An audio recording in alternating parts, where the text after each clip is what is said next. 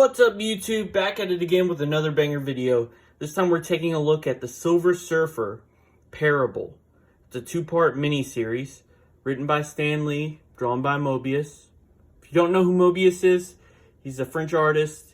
His real name was John Giraud. He drew a comic called Blueberry, which was a Western. And then when he started doing sci-fi stuff, he came up with the pseudonym Moebius. And he was published in heavy metal, and he's a highly sought after artist. So when Marvel got him to do a 2-issue miniseries, The Silver Surfer, Stan Lee was actually brought in to write. By this point, Stan Lee had handed over the reins, so he wasn't really writing anymore. But when they got a big name artist like Moebius to draw a book, yeah, you bring in your most famous writer. Now, what the story's actually about is about prophets, about false prophets, about how humans are always looking for leaders and someone to put their faith in. It starts off with Galactus coming to Earth, which is how we met him originally when he first appeared with the Silver Surfer in the Fantastic Four. Galactus was created by Stan Lee and Jack Kirby in the Fantastic Four. The Silver Surfer, though, was a solely Jack Kirby invention. Like, no matter whose story you listen to, that's like one of the common threads, was that Jack made the Silver Surfer. That Galactus was an idea that Stan Lee had, that he had told Jack Kirby about, and that Jack Kirby went off to draw the story, but he had introduced this new element, this new character, that hadn't been in the story notes that he was given. So, you know, it's in comics, you hear a lot of conflicting stories, you know, people wanting to take credit for things.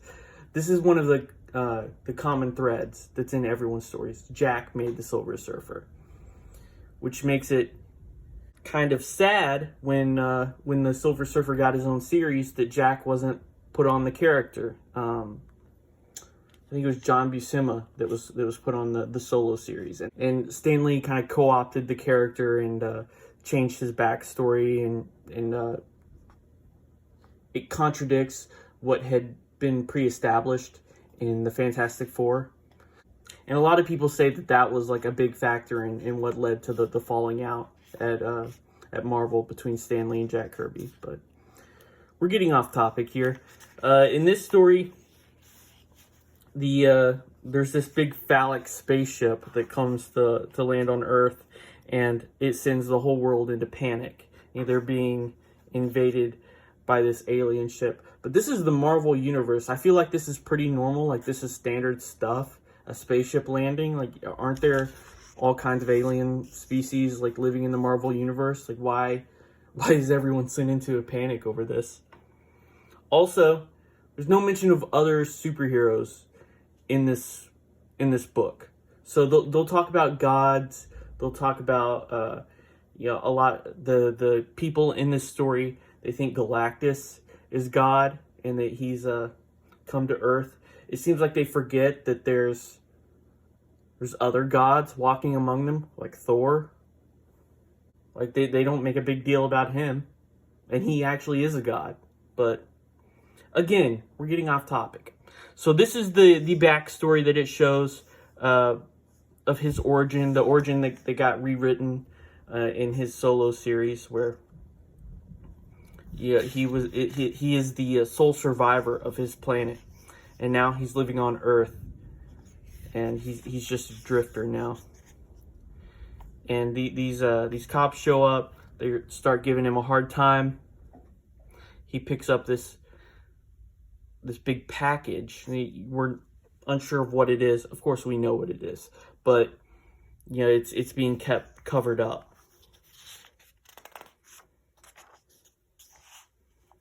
And then there's a blast of light as this spaceship lands, and Galactus is beamed down out of it.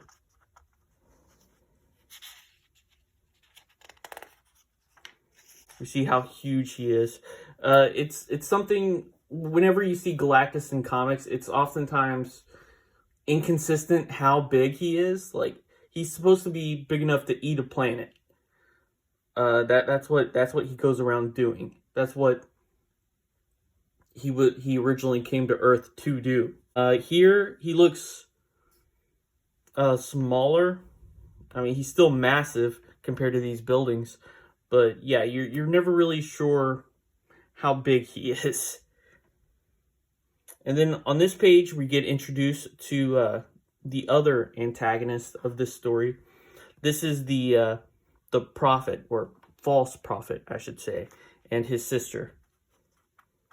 So he sees this this giant alien who's come to Earth, and he starts getting all these ideas of how he can turn this into a money-making opportunity. He's a televangelist, and he sees Galactus as, oh, I could say that this is God's, coming to Earth. This is Judgment Day, and I can make myself his prophet, and I can garner a huge following that way. So that's what he does. He goes on TV,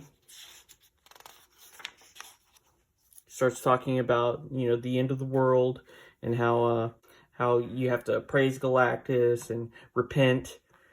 And Galactus has made a promise to the Silver Surfer that he's going to leave Earth alone, that he's not going to destroy the Earth. But he kind of found a loophole in their deal, because he's not destroying the Earth, he's just come to Earth, and he's going to let the humans destroy themselves in their panic. We see this prophet guy. He's being summoned by the President of the United States. They're looking for information on this Galactus guy, which seems like they should already know a little bit about Galactus, considering he's been to Earth before. But I guess we'll disregard that. The continuity in this book, I'm not really sure it's there. You mostly come to this book for the art, for the Moebius art, and the writing it's okay. It's thin. There's not much plot here. But you see this guy, he's confronted by the Silver Surfer, who he's still in this disguise. And the prophet's sister, she's not really on board with this whole plan he has. She's kind of feels guilty about all the people who are getting swept up in the violence and the riots going on in the streets. And here's our reveal. He takes off his disguise, and he's a big naked chrome man.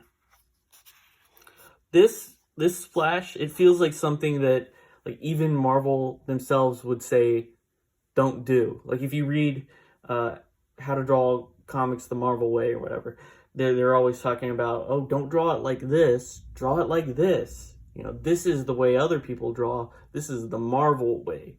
And it's like dynamic and dramatic and intense. And this is just kind of like, oh, he's there. He takes up about a third of the of the height of the page, and he's just taking off his clothes. So it's not that I don't think it works. I think it works. It's a great drawing, but it seems like something that Marvel, would contradict themselves on. It's a different style of drawing, I guess. Probably because he's not coming from this American comic book tradition. He's kind of bringing the European influence from the comics over there.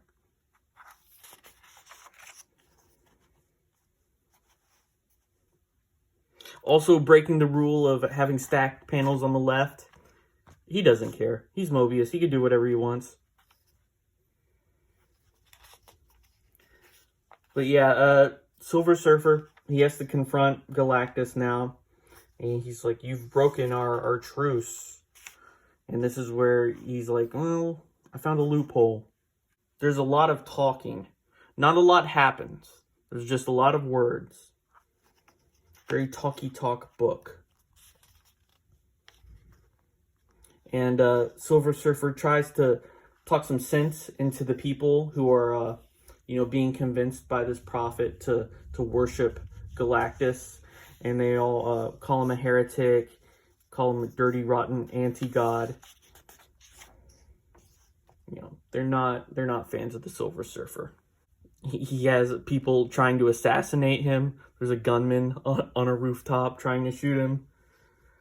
In their deal, Galactus said that he wouldn't harm any humans. He didn't say he wouldn't harm the Silver Surfer, though. So when the Silver Surfer gets involved and he's trying to ruin Galactus's plan, Galactus is like, okay, it's time for you to go.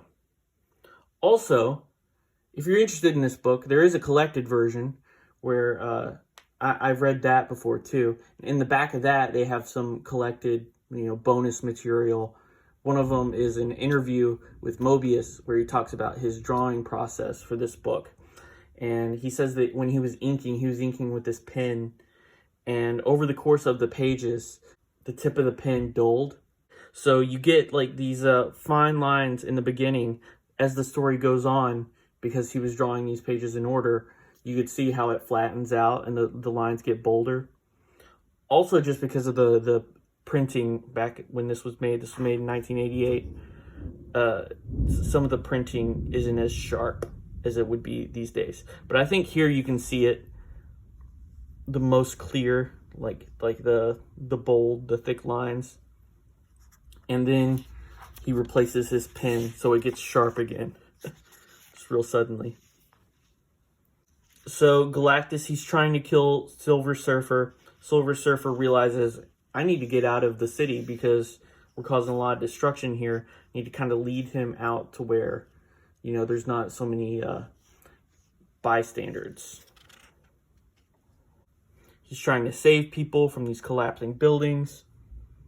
This guy's like, oh, maybe you're not so bad after all, even though I was just firing artillery at you. The sister, she goes to confront her brother, the Prophet, try and talk some sense into him. And this is where they turn against each other. She's made it clear whose side she's on. She's not going along with this plan anymore. So he has her forcibly removed. And that's how this issue ends. With this guy, he's fully committed. Believe ye in Galactus, for his is the power that shall be mine. So this guy thinks he can turn this situation to his advantage. And we're going to see how that works out for him in part 2. So I'll see you for part 2, where this story wraps up. Thanks for watching. I'll see you next time. Bye.